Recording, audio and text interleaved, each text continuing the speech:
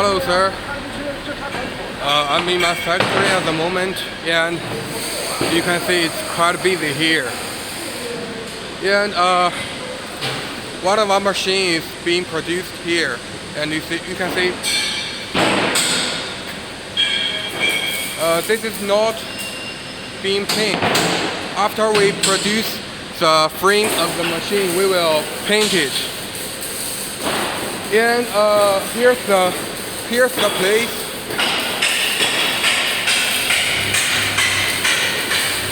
Here's where we make the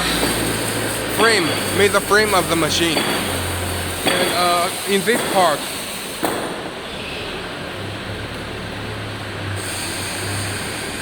part, you can see many machines docking here, and if a machine is tapped, we will use a forklift to move out the machine to the main ground for the tap.